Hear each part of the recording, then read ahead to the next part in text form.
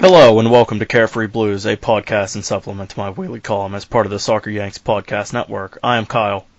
And I'm Amity. And we are your co-hosts of the Carefree Blues podcast. And we are here today to bring you episode number 8.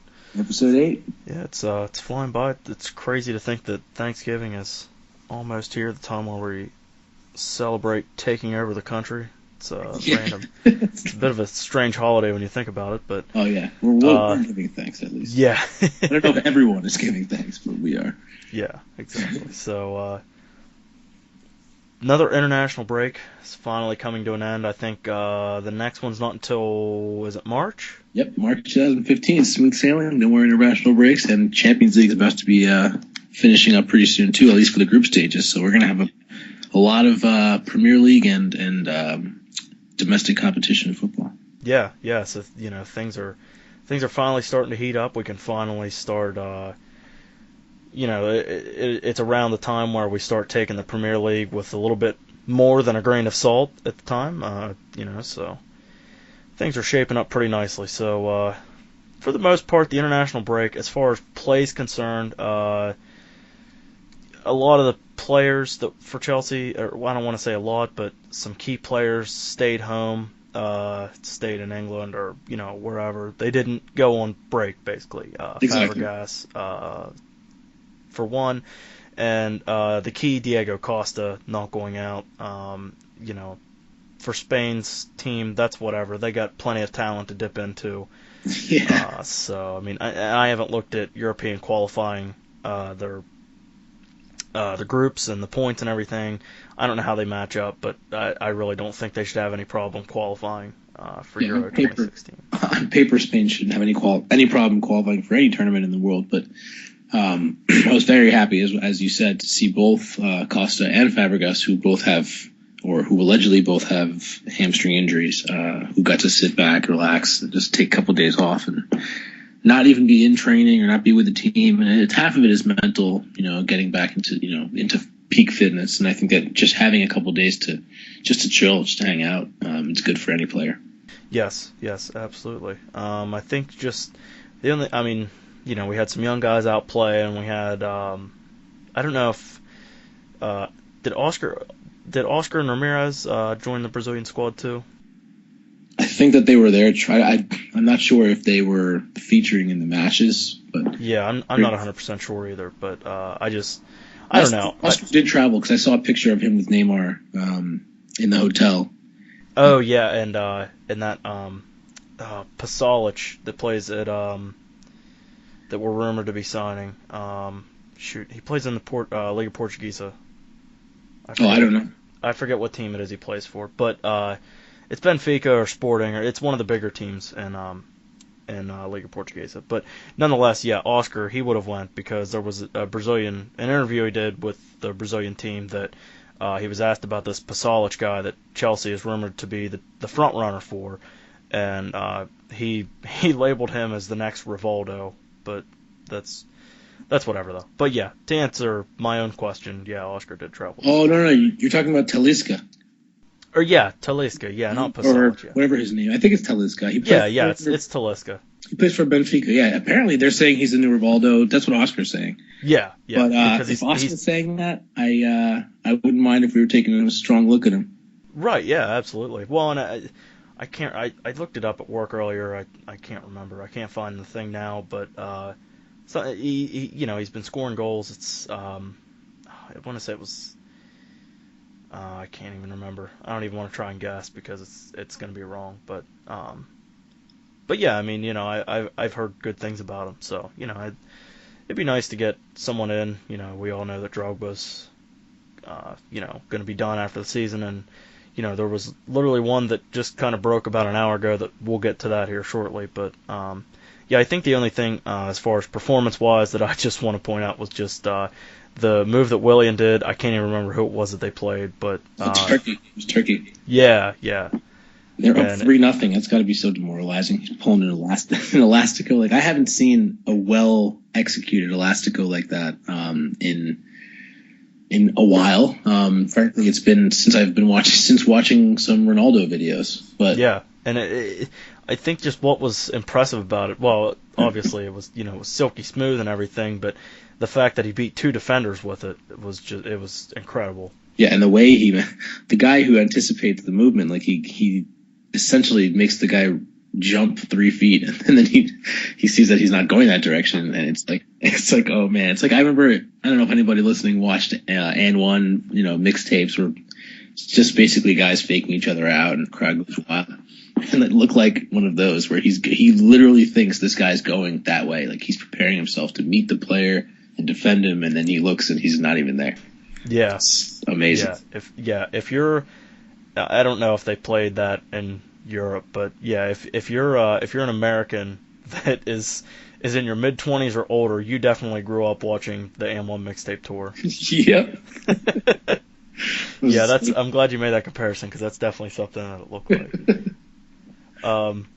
So the next thing is a little bit of a controversy, a little bit of a Chelsea player scandal between Kevin De Bruyne and Thibaut, Mr. Steal Your Girl Courtois.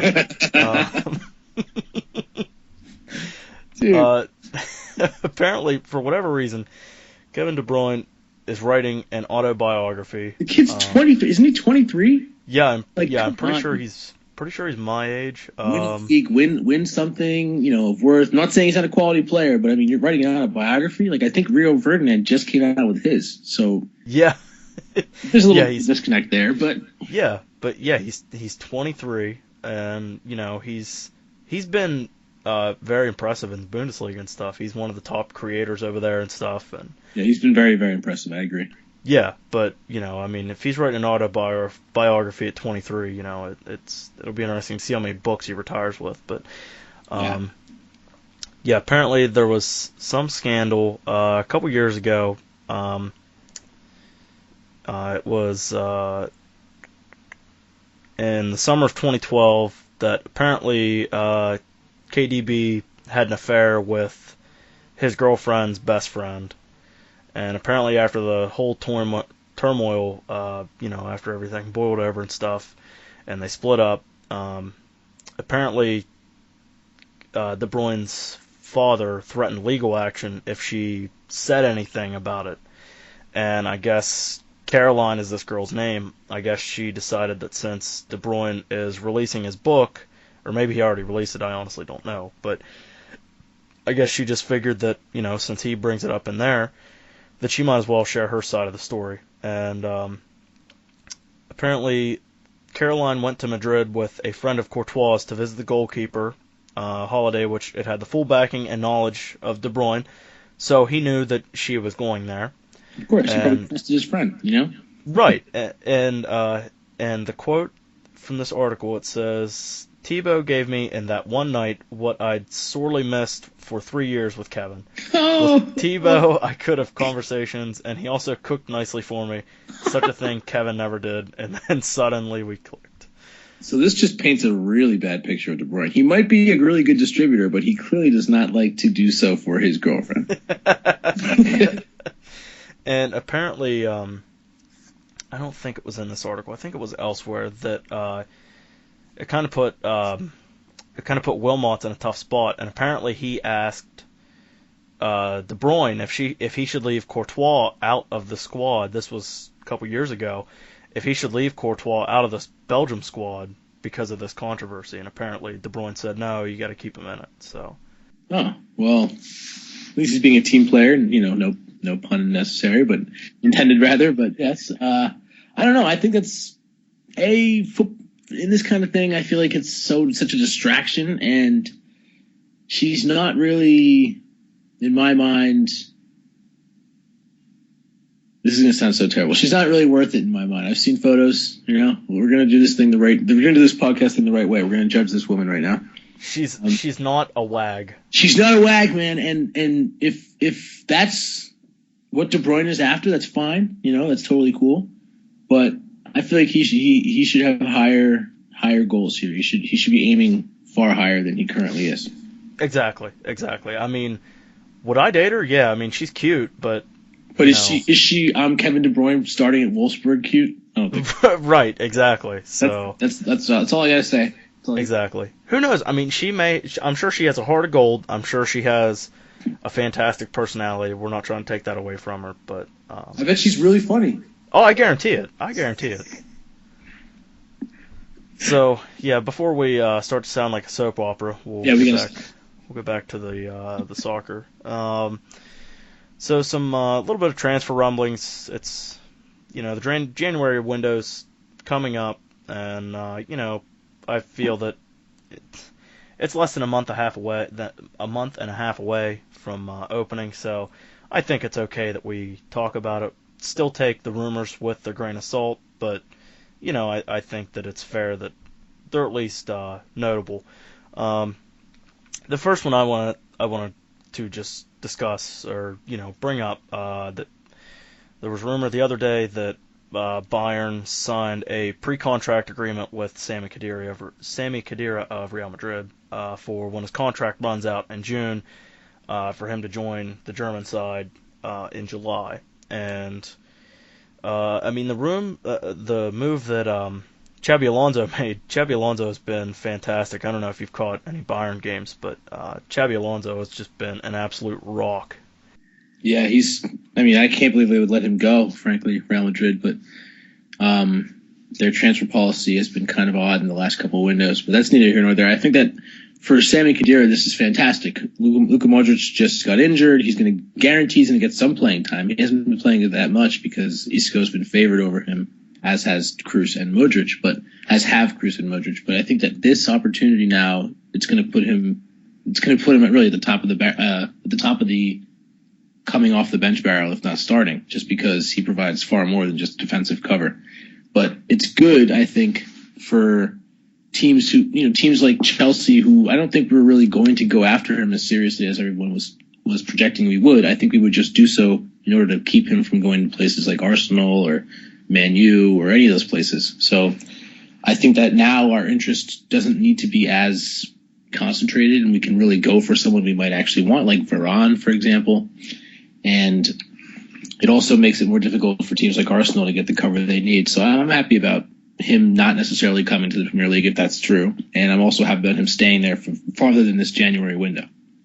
Yeah. I mean, if that's an interesting point you bring up about Modric. I don't want to try and spin this into a Real Madrid suck fest, but yeah, I mean, with Modric's injury, perhaps this could force a move. Maybe someone will now try. I mean, it's no secret that Khedira he's a class talent, but with him getting a little bit older, maybe teams think that he's going to start going downhill.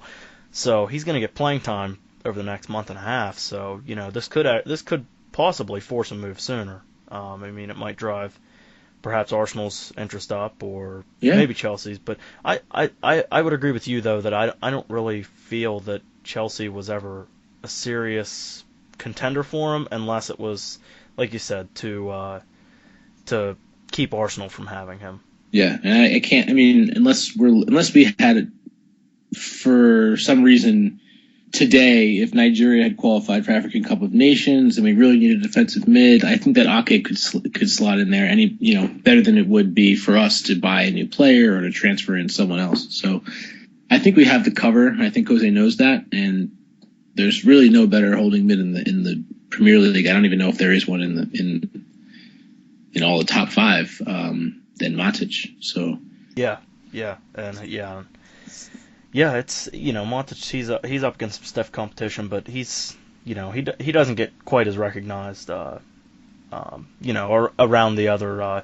Pretty much outside of Chelsea, he doesn't really get a ton of attention because he doesn't pop up on the score sheet and stuff like that all that often. He doesn't do the flashy stuff, but he does the dirty work. He does what's needed, and I agree. I think that we have plenty of cover at defensive mid, and unless it's to keep him from going. I mean, if Khedira would come to Chelsea, I think he would slot in right away. I think he would move to Fabregas' spot. Fabregas would move up to Oscar's spot, and Oscar would just go out to the wing.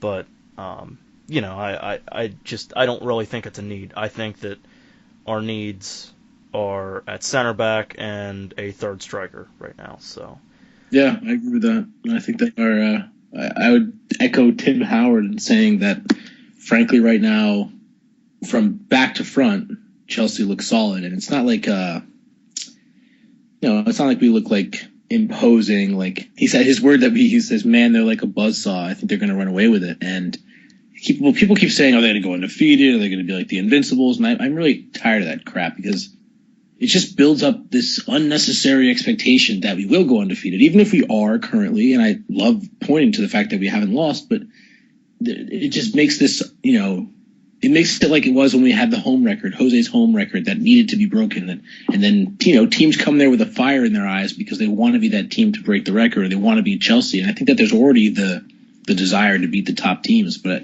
it's almost like everybody's pulling against us. And I like that, but it's good to hear someone like Tim Howard, who obviously has already played us this season and he plays in the league, to say something as true and as honest as, quote, "They're just strong front to back like I've almost never seen before, quite nearly flawless," end quote.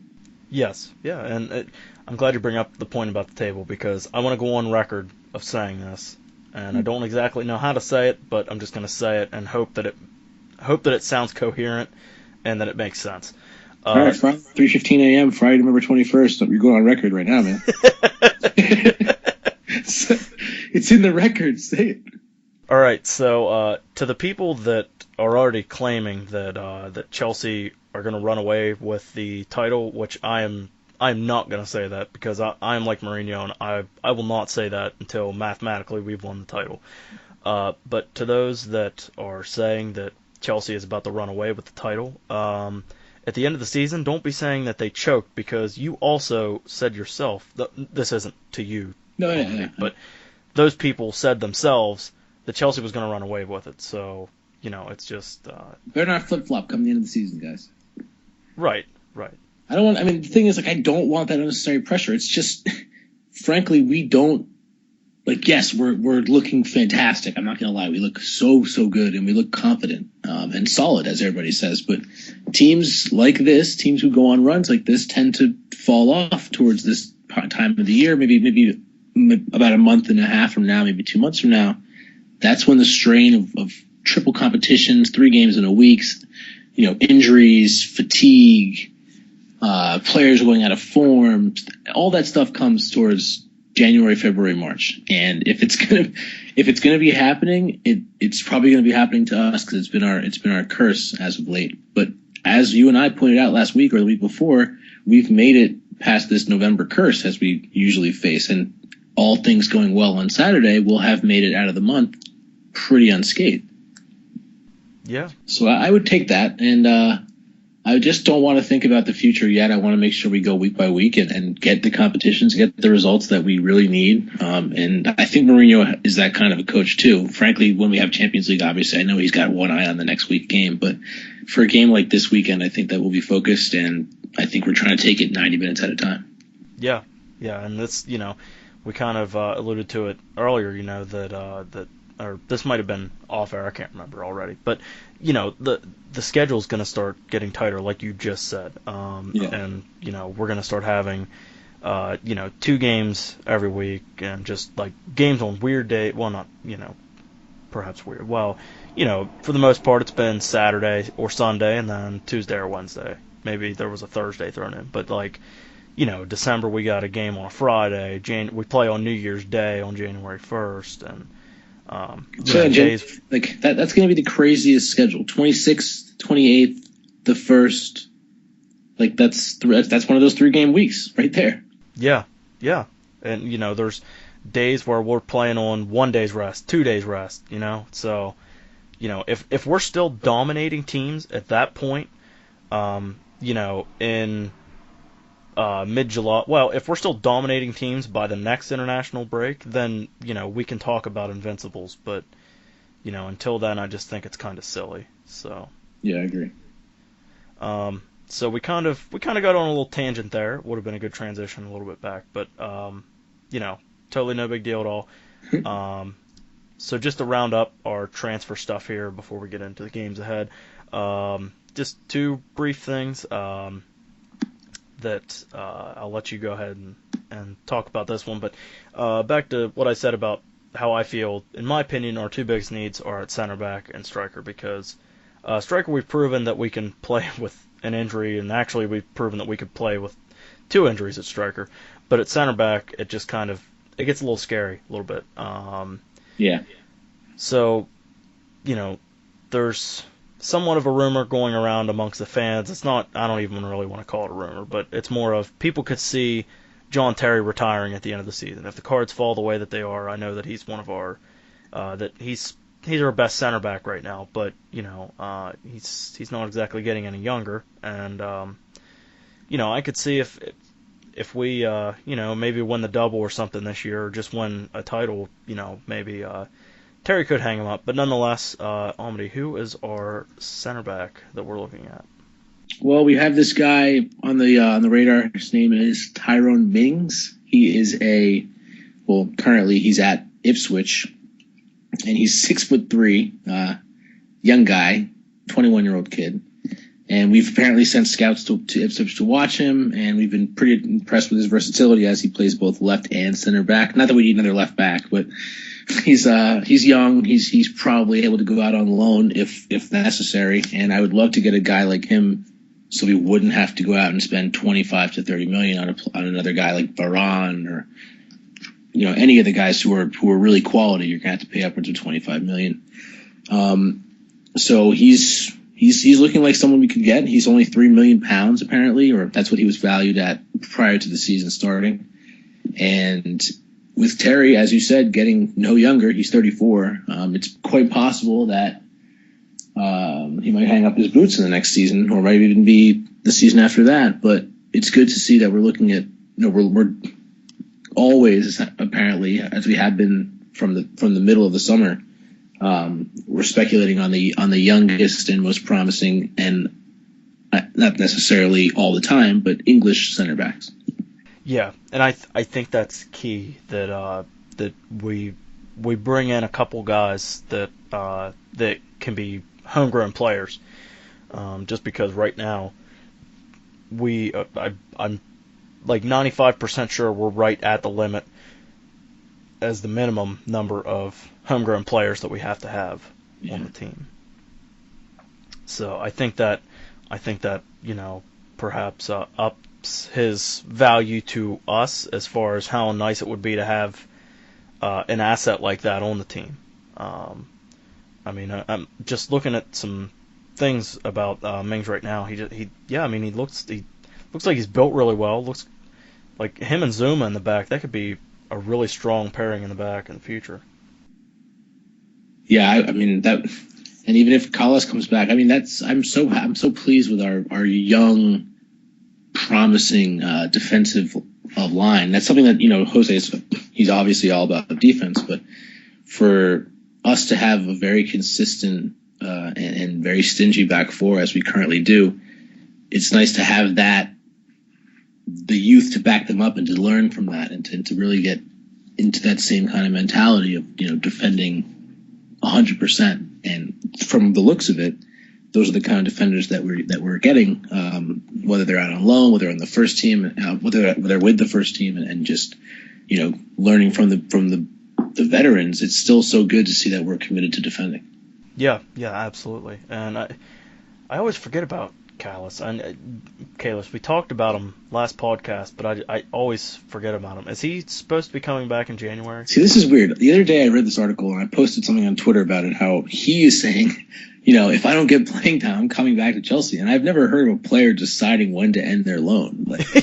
So I'm sorry, Tom, but if you don't clear this with the management at Chelsea prior to doing so, I don't know if they're just going to let you come back. We don't necessarily have a spot in our squad. Do you know what I mean?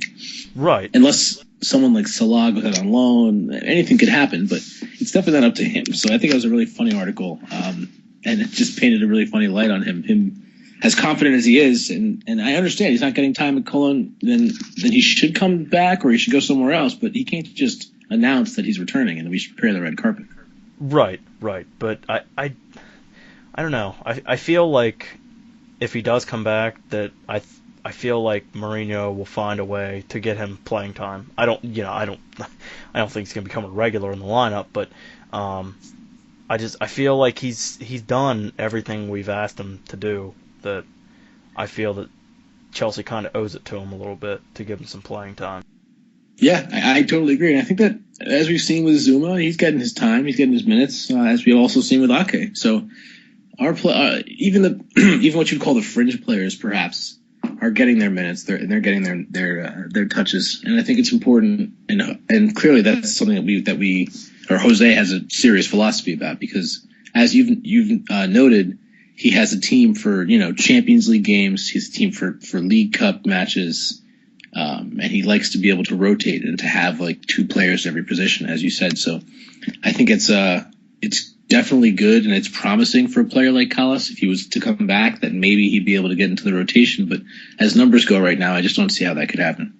Right. Yeah. So just to round up the center back thing here, just another thing to keep in mind as far as young center backs are concerned. We have Zuma, we'll have Callas, Kenneth Almiruo, and Christensen. I forget his first name off the top of my head, but so I mean we have those four young guys at the very least, in the pipeline, working their way up, and then Mings. It'd be nice to. Sounds like he's an interesting little player, and perhaps could add something to the squad. Yeah, definitely. I mean, I'd love to see us get another young defender as well. It would show a lot of positivity and forward thinkingness, and I think that's something that Jose said he's trying to do. He's trying to build for the future, and that's a definite sign of that. Yeah, it almost seems like Mourinho is like he's always looking for players to replace his first team players. Yeah, like not immediately, but it's like down the road. Yeah, right. Like we're not quite at the point with Hazard, obviously, because he's not even in his prime yet. But with as Piliqueta and just all these center backs with Zuma in the signing and just stuff like that. So the last one here is this one just popped up a little over an hour ago or so. The source, I'm just reading it off. We ain't got no history, but that's not the prime source. But there's a Croatian striker. He's playing in the Croatian top division. I'm not even going to try and pronounce the name of the club that he plays for. But his name is it Andre Kramaric? Yeah, I'd say Kramaric. I think you got it right. I don't think it's Kramaric. Yeah, I'd imagine it's Kramaric because isn't Modric, isn't he Croatian? Yes, he is. Yeah, so I'd imagine that's So I'd imagine that's the pronunciation of it. So he's a 23-year-old Croatian striker, as I said, played in the Croatian top division, and rumor has it that's going to be our future third striker. I don't know if it's going to be in January or what, but Pierpaolo Marino, who is the manager, I believe. Let me see. Atalanta? Yeah, he is the manager at Atalanta in Serie A. So his quote is, "We have been following Kramaric for a long time, but I think that he's about to sign a contract with Chelsea." So I mean, that's you heard it first here. Yeah, I mean that's about as legit of a source as you could ask for, aside from someone from Chelsea confirming it themselves. I think that's so funny though. I mean, like what?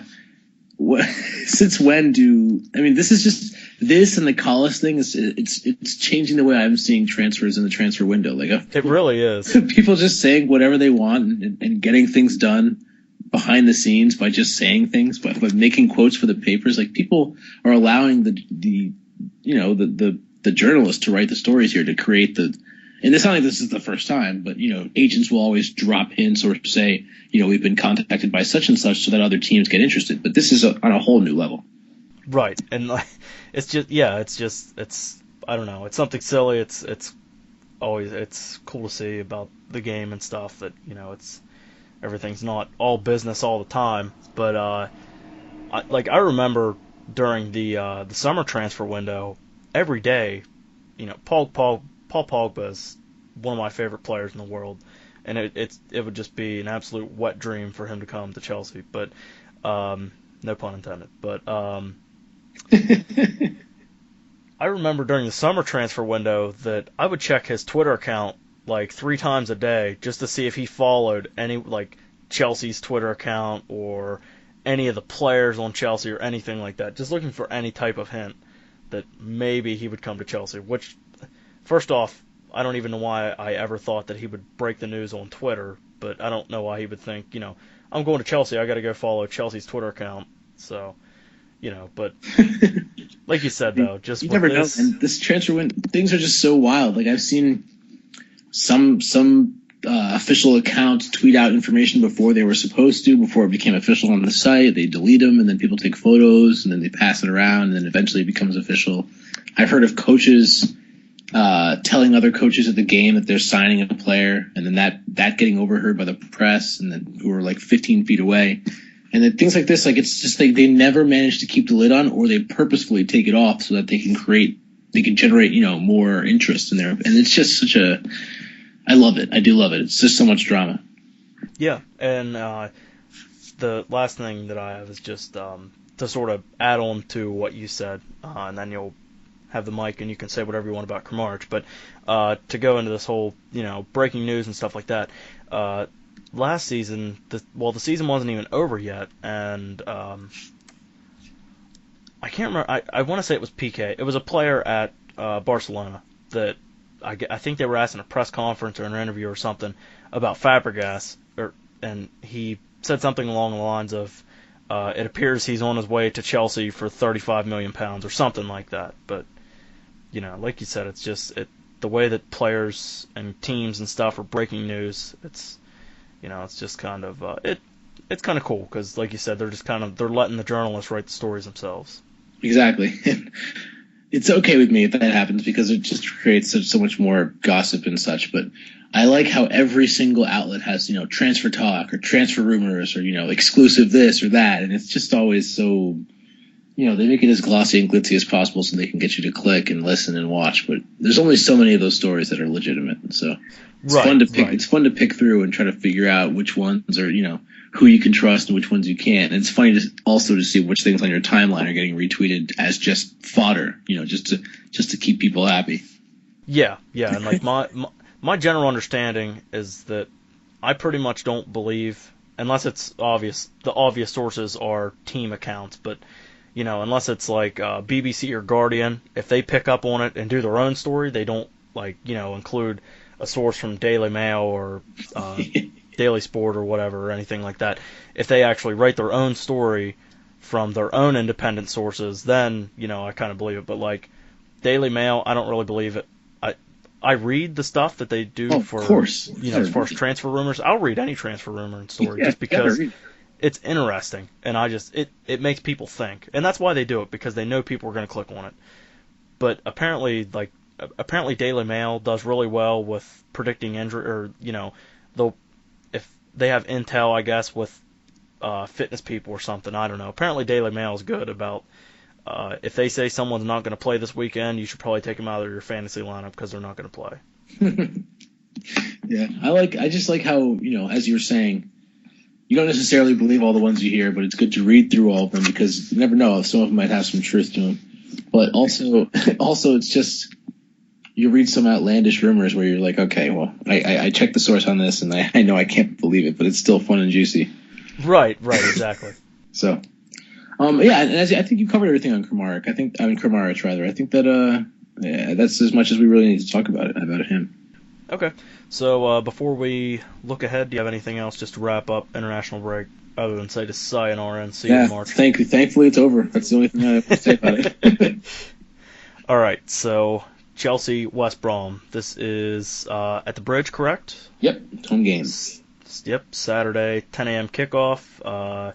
My discussion with Almdy on Twitter this afternoon, or this evening, whenever it was, I realized that I was going to get an extra hour of sleep because NBC likes to advertise an hour early so that you watch pregame. And I realized when looking at the fixture list that kickoff is at 10 a.m. So Yeah. I was under the assumption Don't it was get a fooled by 9 a.m. NBC. They'll totally turn on at 9. They'll make you sit through an hour of commercials. Just turn it on at 10. Enjoy the game. Exactly. So last season, we drew both games. West Brom, it seems that they've given us trouble. They're always they're not the best team, but they always give us trouble. Last season, we played them in November at home, drew 2-2, and then in February drew away 1-1. I honestly don't have any notes about those two, but do you have anything to say about last season's results? Yeah, last season at home, as you said, November, just one of those November months where we just shit the bed all over the place. But there was a questionable penalty that we honestly didn't deserve, and that's what gave us the ability to claw back in the game. And I think it was the 94th minute when we were awarded the penalty. And honestly, that could have been Sunderland. That could have been our first loss at home, or Jose's first loss at home. Do you know what I mean? We didn't deserve to win that game, and it was one of those games where we just couldn't find that killer touch. I think our goals came from Hazard's penalty, and let me just look at this here a second. I know it was something that it wasn't normal. Essentially, it was a goal where we were, how would you describe it? Where we were kind of thankful, or that we were lucky enough to get the goal that way. But that's neither here nor there. Essentially, I think that we clawed our way through that match, and it's the same thing as it was when we went to their place for the 1-1 tie. And it was in February. We had a chance to go 4 points clear at the top of the table, and we bottled it and we tied. And Mourinho's quote after the match was, "We got too comfortable." And that's something that I don't think you'll see us doing this season. Yeah, I really think that I really see us going for the throat this game, just because the opportunity's there, and eventually, by the time we wrap this game up, you'll understand why I think that. But so we currently sit atop the Premier League table, unbeaten right now, 29 points. Chelsea's lineup, in my opinion, it's going to be pretty straightforward. I think Ivanovic and Dave are going to be the fullbacks, and Willian will be on the right. Fabregas, as far as I understand, is fit to play, and Costa's fit to play as well. Do you have anything lineup-wise that you think might surprise or anything like that? No, I think as we said before, the players who were rested, the players who didn't go to international break, who had time to just hang out, I think they'll be fresh. I think Fabregas will start regardless of the speculation about his hamstring. I think Costa will start, and I think that Jose will never change that back line until something drastic happens. So exactly, if it's not broken, don't fix it. Exactly. So I think we'll see the same players as usual. I really don't know about that right wing right now. I just don't know who's going to start. I think I'd love it to be Willian, but I also wouldn't mind seeing Ramirez out there. I think that he could have a great game. I think he's also industrious enough to help us cover if necessary. But yeah, I think the lineup will be straightforward. No big changes. yeah, and let's see. I had to think. The Liverpool game. Yeah, that was our last game. It's been so long ago. It was our last game before the international break, and that was the lineup we rolled out then. Was with Ramirez out on the right. So but I think he might do that, and perhaps it would allow us, being against West Brom, which, no offense to West Brom, but they're not quite up to par as what Liverpool is. The lineup would do what it's intended to do, where Fabregas, by having Ramirez on the right, Fabregas can get up the pitch further, and Ramirez can sort of track back and cover for him if Fabregas gets too far up. Yeah. Go ahead. No, I just gonna say I agree with that completely. So the couple Chelsea related notes I have here, just stuff that I'm looking forward to. First is Diego Costa. This is going to be the most fit that he's been in a while. Maybe even since the start of the season. Yeah, I agree with that. Yeah, I don't really know when there's been a time this season where he's been more fit. So, yeah, it's it'll be interesting to see how he comes out. The other thing, just can we please can we please finally get a shutout? And I feel that we are going to finally get one. West Brom has only scored 3 goals on the road in the Premier League this season, and none of them have been from open play, which that stat doesn't really matter because it seems to be set pieces that kill us. But West Brom's 3 goals they scored on the road in the Premier League, one was a set piece, one was a penalty kick, and one was an own goal. So I feel the opportunity is there if we don't overlook the competition and look forward to Tuesday's game. If we just keep our mind focused on West Brom, I feel that, and if we don't shut it down too early, I feel that we can get a shutout here.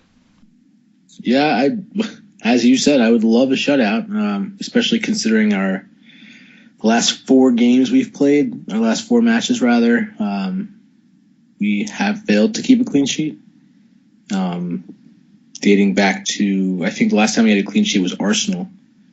That was our last Premier League clean sheet. In the Premier League, we've gone 4 in a row with conceding it at least once. Yeah. Yes.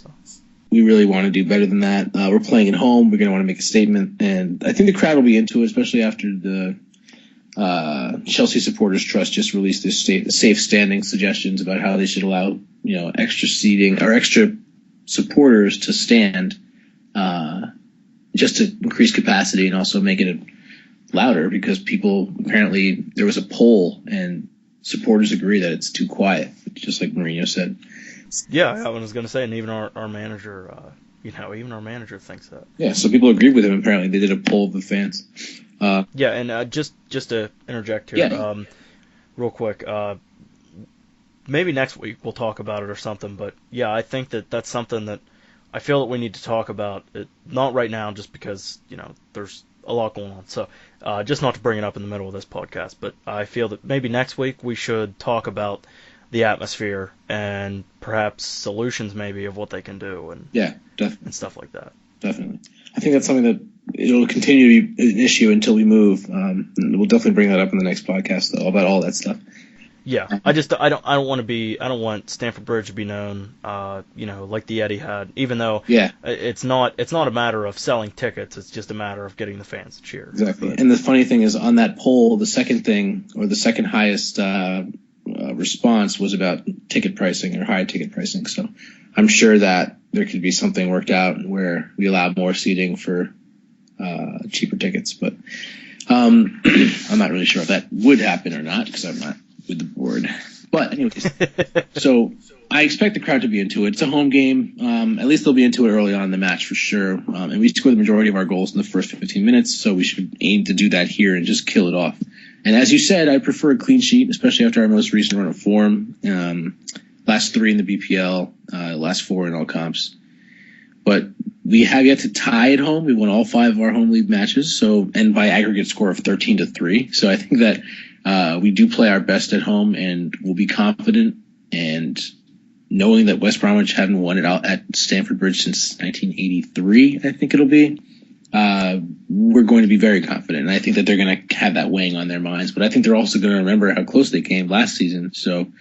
But keep in mind, last season West Brom, I mean, they drew I think 15 times. 2 of them were against us, unfortunately.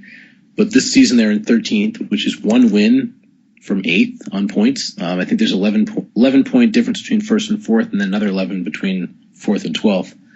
But they've conceded the same amount of goals as Liverpool and scored 1 less. So it's not like we're playing a much different team than we've been facing in the last couple of games. So I think we'll be up for it, and we know their strengths. Yeah, I would agree with that. So just any before we go into West Brom, do you have any Chelsea-related notes that you want to say now, or just wait till the end? Or I don't know. I would.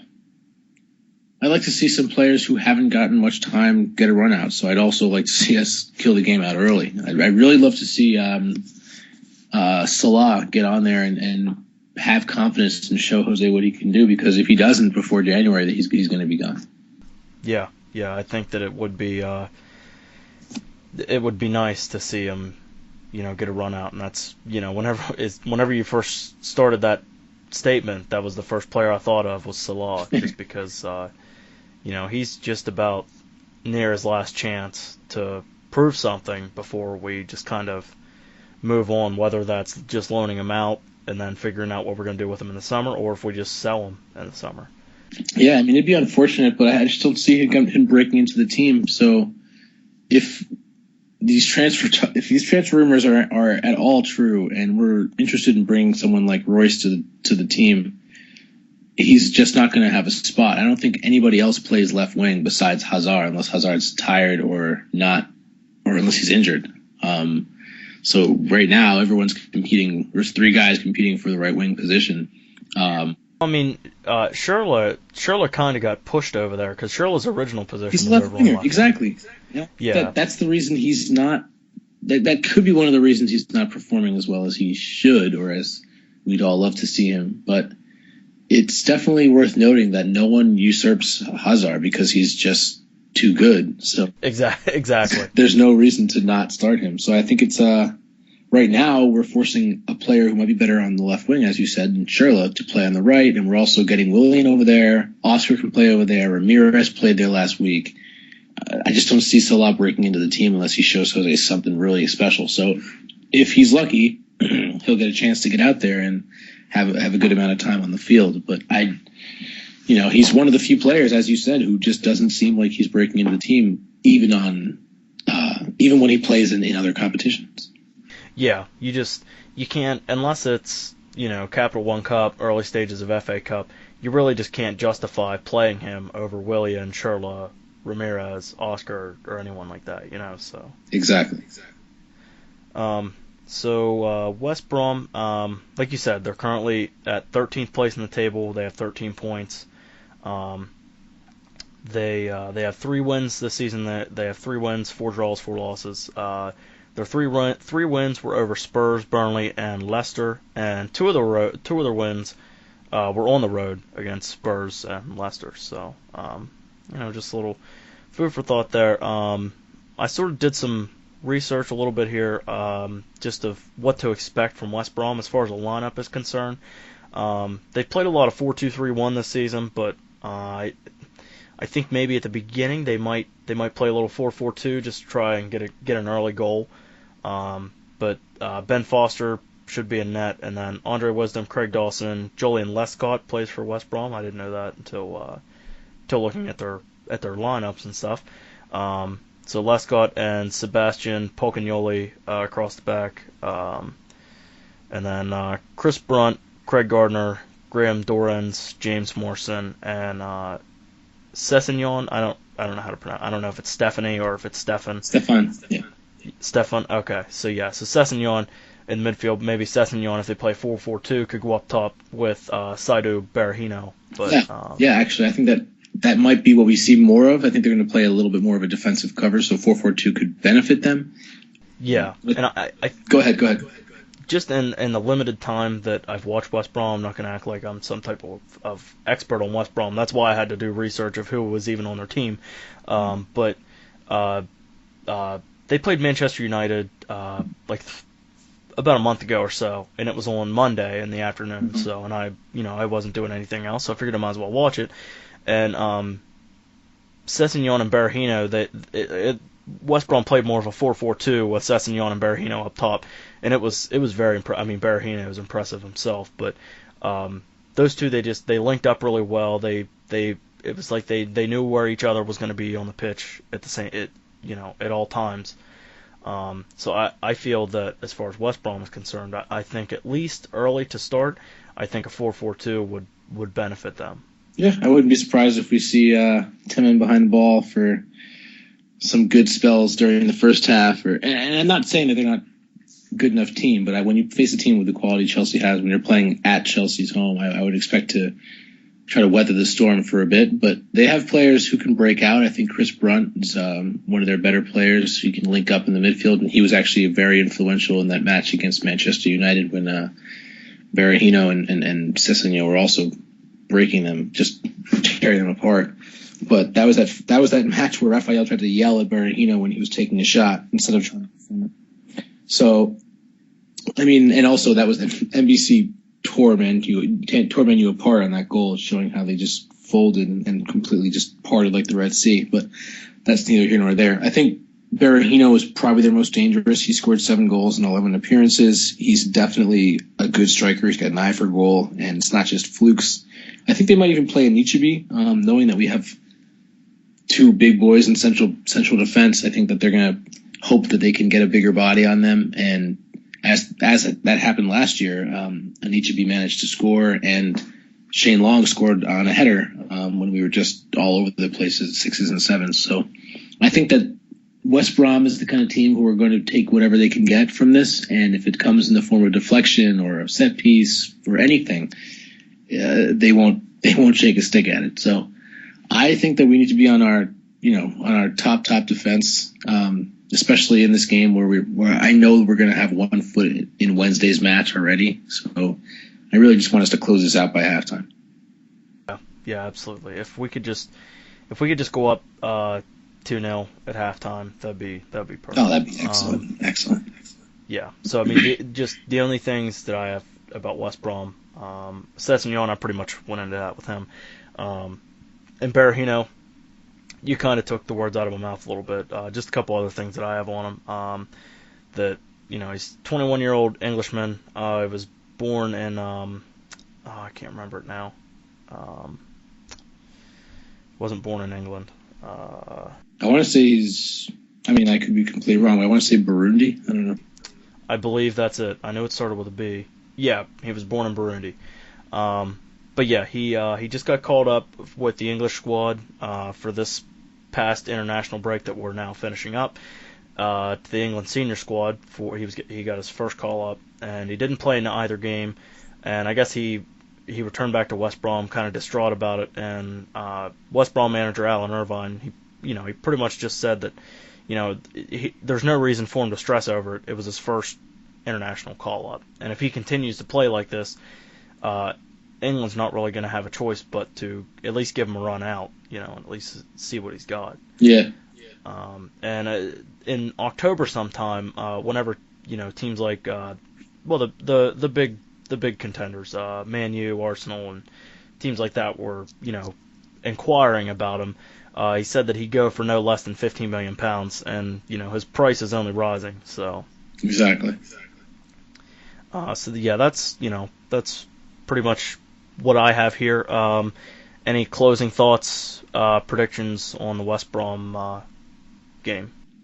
No, I think we've covered all bases. I just want us to see us hold our heads here, and hopefully we don't have any hiccups. Yeah, and I'm already looking forward to Tuesday's game, but I need to kind of get with the program, and we can't let Chelsea. We can't expect the players, to look ahead to Tuesday's game. But it's kind of funny that we're playing West Brom, and then our next game is against Schalke, which, unless you've been living under a rock, Schalke's new manager Roberto Di Matteo used to be managing Chelsea. Before Chelsea, he managed at West Brom. So, and last year's manager, I think it was Steve Bruce, rather. Steve Bruce. No, not Steve Bruce. Why am I drawing a blank on this? Last year's manager for West Brom.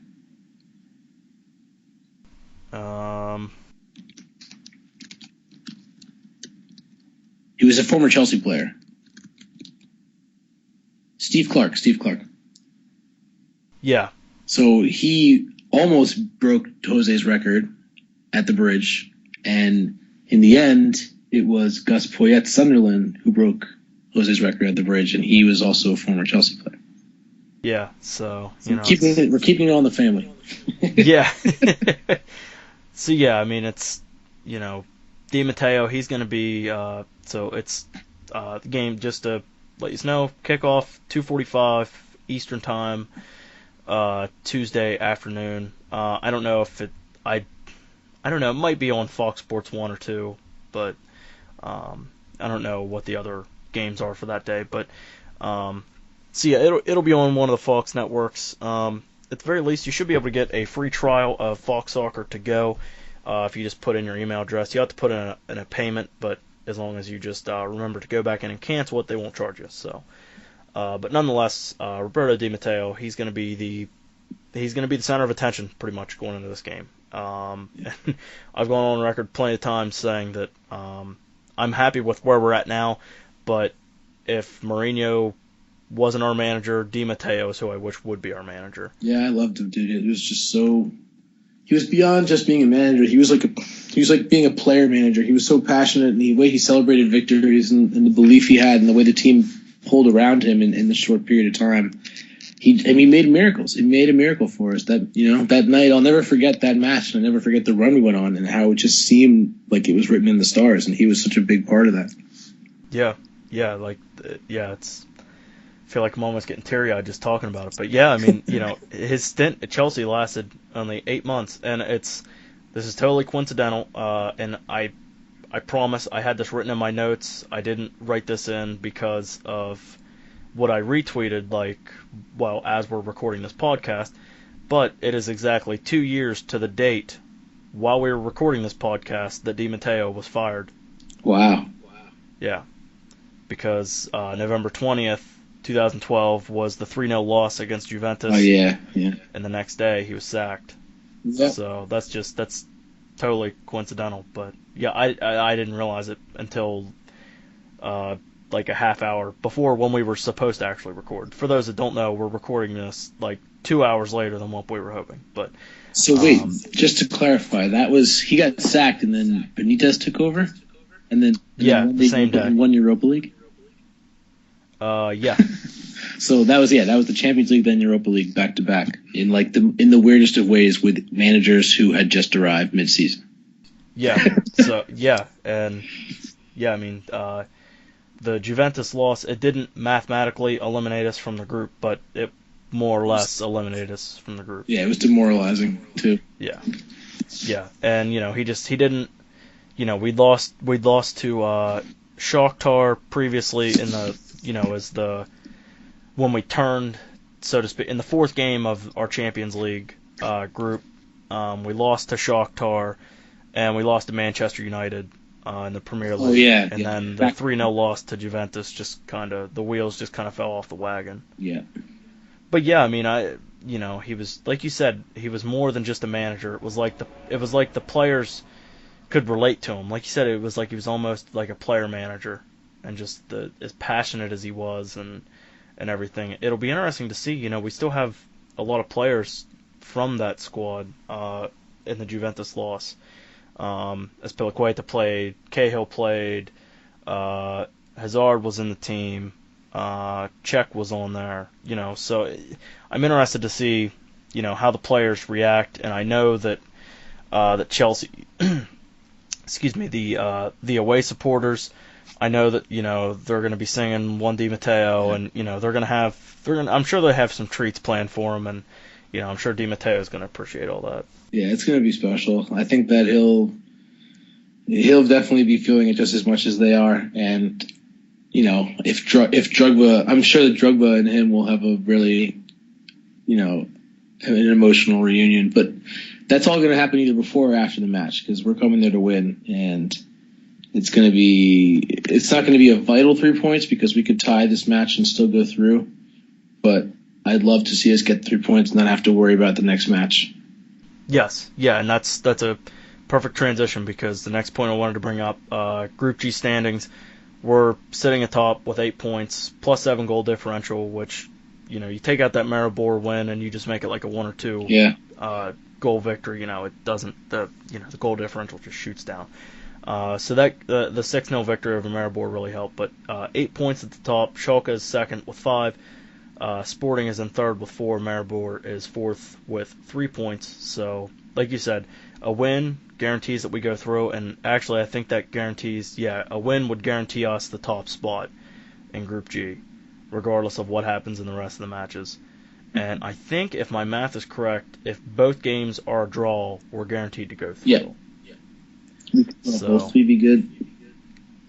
Yeah, maybe even if we draw and Maribor wins, I think we should. Yeah, if Maribor wins and we draw, we should still be in good shape. Yeah, because at the very least we would be in a tiebreaker with Schalke, and we should have goal differential. So, But yeah, just go in and win, get the job done, Yeah. and we I don't should be even good. want to have to be. I don't even want to have to be in that position where we'd have to be like, well, we could do this and still get through. I'd rather just decide based on the quality of our play that we're getting through. So I don't think Mourinho's going to have anything less to say in the locker room before the match anyway. So Yeah, yeah, exactly. So, yeah, I mean, just our team is looking fit. Our next game after the Schalke game is Sunderland on Saturday, so we have 3 days rest after this game. So I don't think, as far as players playing against West Brom and then turning around and playing a full game against Schalke, I don't really think that's out of the question. So it's really key that Costa stayed home. Remy, he's fit to play, right? Remy should be fit to play. I think this could be his last week. Actually, I feel like Remy was not necessarily fit to play, but if at bare minimum he could have played against Liverpool. Yeah, I think he did dress. I don't recall seeing him on the bench regardless, though, so I don't want to say yes or no. But I know he had that groin injury or that adductor, and I think that it should have been 3 weeks, and that would have been the game against QPR, which I thought he was fit for. Unless he reactivated it. Unless he reactivated it, then I could understand. But I don't want to say that and be wrong.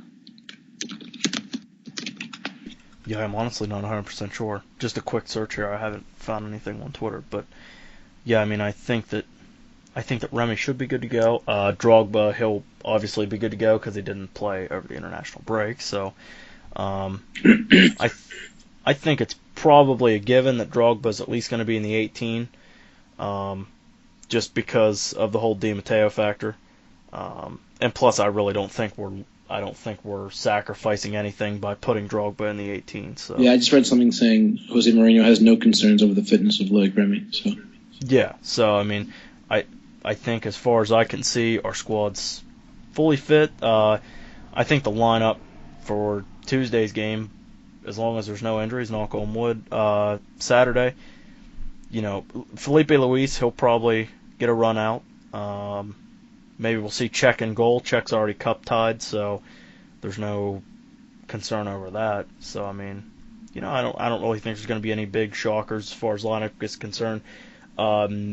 Maybe I could see Drogba starting just because of the Di Matteo factor, but other than that, I don't really think there's going to be any surprises as far as lineup is concerned. yeah, and I think that if we can get a good lead going in this match against West Brom, he'll rest some key players. So Yeah, I agree because from the start I've always seen I've seen Chelsea as the top team in the group, and Schalke as the second best team in the group, and then Sporting third best and Maribor fourth best. So I feel that Schalke is the toughest competition we have.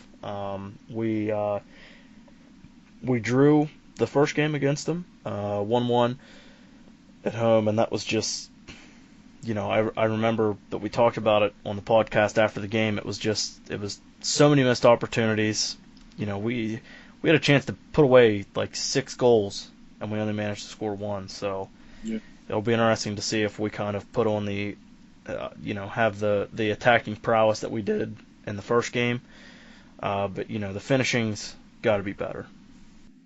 Yeah, I agree. I think we just as good of our attacking play is and our chance creation and just the way we look on the ball. I think that we need that a little bit more killer instinct, and I think that we're going to have that now with fully fit players who are going to get to play some games, hopefully without injury, so we can get some more cohesion. Not that we don't have it, but I think that we can be even more deadly. Yeah. Yep. So I'll turn the floor over to you. Just anything you feel that we should discuss or anything on the Schalke game? Not as I don't know. I think we should just talk about some numbers really quickly. I was just looking at the Chelsea site earlier, and going over some stats, and I think that what is notable is comparatively to last year, we're doing better, and I think that you don't necessarily have to look at goals for or against, but that's also something that I would like to look at. I think that in our new system, we're conceding more, but obviously we've scored more goals, and I think we're 6 points up on the same corresponding fixtures from last season, and we're also the only team to score in every BPL match this year. And we've also come from behind. We've come from behind and earned 9 points from losing positions. This is something that's so huge for this year's team. Last year, we would have maybe drawn or forfeited those points. And I think that our consistency and our belief in our ability to actually beat teams, no matter who they are and no matter when we go behind, is one of our best assets. I think that's something that we should take heart in. Yeah, I agree with that. I think that just the way that our team is set up now, like you said, with the whole, the goals for and against, the way our team is set up now, it's set up so that we can concede more because we're not sitting back taking a beating or our back line and midfield all game, and it just sort of the frustrating goals are going to come just because it's part of the game, but. I just with the way the team's set up, it just, like I said, it allows us to allow more goals, even though that's, it's not always the goal. Well, it's never the goal, but I'm just kind of having a hard time trying to figure out what I'm trying to say here. Right, yeah. You make sacrifices. Sometimes if you want to go score, you're going to have to be more exposed at the back. And we're clearly more interested in scoring goals this year than we were last year, and we have the ability to do so. So I think you're right. We should take it with a grain of salt. We're going to concede some goals, but we're also going to score as we have. We're also going to score far more. And we look more menacing. And as I said before, we just believe we will score. Like there's just a collective belief in our ability to win games. So I think you're totally right. I mean, it's difficult to say, but it is what it is. We do have a new look to us where we're like, fine, if you're going to score on us, we're going to score more. Yeah, pretty much. Like, we've shown that, we can win in different ways this season where, like the Everton game, we can get in a shootout. If that's what the other team wants to do, we can do that. And we can just see, hey, who's going to score an outrageous number of goals and win this game. Yeah. Do you remember our last loss was? You know what our last loss as a team in any competition? Oh, God, this dates back to last season. I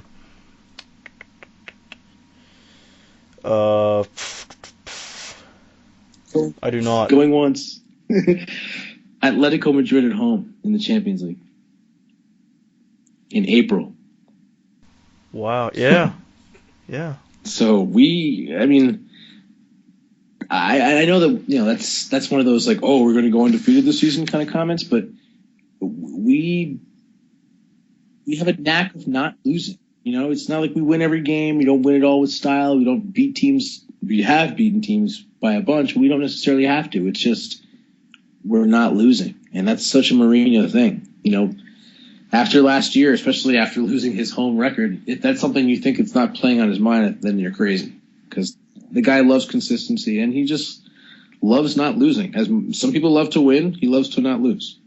Exactly. And just, people don't, I don't know, other managers don't share the same sentiment that, that Mourinho has. And it doesn't always turn out to be the prettiest style of play, but that, as Mourinho said in the past, he's not here to put on a spectacle. Yeah. And the goal's not to win, the goal is just not to lose. Exactly. I mean, if you don't lose, you don't concede points. So, I don't know why that wouldn't be the philosophy of every coach, but some coaches want to play with flair, some coaches criticize that style of play, and if you can't play that way as we couldn't last season, then why not collect as many points as you possibly can? Like, I don't see why that's an issue. Then again, it's my team doing it, so I obviously have some bias. But I don't watch games and then get pissed off when I see other teams trying to get a win or get a point. Like, it's football. Like, the point is to win. It's a sport. Exactly. Like last year's West Ham game. Perfect example. Yeah. Oh my God, the Twitter was a dumpster fire after that game of Chelsea fans just bitching and moaning because West Ham, they parked the bus. Yeah, And props to them because exactly. I mean, They're realistic. They assessed the situation, realized they probably couldn't win playing the tactics they normally play, and decided that they had to play defensively. The same way we did when we played against Atletico, but they were just better at countering. And no offense to our old team of last year, but we just weren't there. And I think it's a respect for the other team, and I think that some fans can't take that, but at the same time, coaches, managers, football clubs, anybody associated with the sport, they're not putting a team out in order to make sure that you have something nice to watch. This is a business. It's far more than just a spectacle for the fans. So the style of play, yes, I can understand if all you do is kick the ball long and hope for a knockdown. But sometimes in games against opponents who are just technically better than you are, you have to suck it up and realize that this might be the only way you get a result. And if coaches can be that realistic and can get their players to also get behind it and believe in it, then fine. Play the way you have to play in order to get the result. I'm not going to judge you. Exactly. So, yeah, I mean, That's all. do you have any? I'm set. All right. So you good to go? Nothing else to discuss? Nothing else. I don't think. I mean, I think we've covered everything, and I think that on Saturday, I'm sure we'll see either what we've talked about West Brom and our need to come out firing, or we're going to see a cagey, quiet match at Stamford Bridge, and I really don't want to see the latter. Yeah, I really don't either. Especially because you and I both know that that this team is capable of just going out and getting the win, and winning by more than a goal. So yeah, predictions have them at 3-0, 3-1, and 2-0. So I'm assuming we're going to have at least a 2-goal lead, but let's just hope we play our game and kill this game off early. Yep, absolutely. So it is it's currently 4:11 a.m. on Eastern Time. This has gone on far later than what I expected into the morning. Hey, we're here for you, for the fans, all right? We don't sleep, all right? We don't need sleep. All we do is provide. We provide content, Chelsea content. Exactly. I restored my computer back to factory settings from last month just so we could record this. So yeah, that is that's why Omni and I are up till wee hours. But yeah, I mean, I think I think we covered everything pretty well. So if you listen this long, go ahead, just like the video if you're listening to it on YouTube, give us feedback, whatever. But as far as outlets to pay attention to this, you can follow the Carefree Blues podcast at Carefree Blue Pod on Twitter. We're surely but slowly expanding our base on there and becoming more interactive and whatnot on there. If you want to find me on Twitter, I am at KBJelly and everything soccer on the Soccer Yanks website at www.socceryanks.com. And everything Carefree Blues at socceryanks.com/carefreeblues. Amity, tell everyone where they can find you. You can follow me on Twitter at Amadoit. That's AMADOIT. I'm also writing for ChelseaIndex.com. Chelsea-specific site, tactics, reviews, stats, all that good stuff. And I'm also at WorldSoccerTalk.com. Writing a plethora of things over there, not just Chelsea related, but you should definitely take a look. And you can also find me on Vine at 6 Second Savage and on Twitter at 6 Second Savage. So definitely check out all those and get interactive, guys. Definitely reach out to us if you want to hear something on the podcast or if you want to just talk about anything we were talking about on the podcast. Definitely check it out and give us a line. Drop us a line. Yeah, yep. And if you know of anyone that blogs for another team or something, let us know. And if you'd like to hear them on our podcast and maybe hear some banter or just kind of get a different point of view, it's always good to get those. So if you have any recommendations, anything, feel free to tell us. There are plenty of outlets to reach us at. You can even make a Vine video and send it to 6 Second Savage if that's what you want to do. So we have a guy. I'm not going to name drop, even though I kind of did on Twitter, but I'm not going to name drop on the podcast. But There was a rumor of someone, former U.S. international soccer player that we're trying to get on here for a podcast sometime. So yeah, I mean, if you have any recommendations, feedback, concerns, complaint, anything, just feel free to tell us at any medium possible. We would like to thank you for listening, and don't forget to rate and review on iTunes, YouTube, Twitter, wherever. Stay carefree wherever you may be. We are out.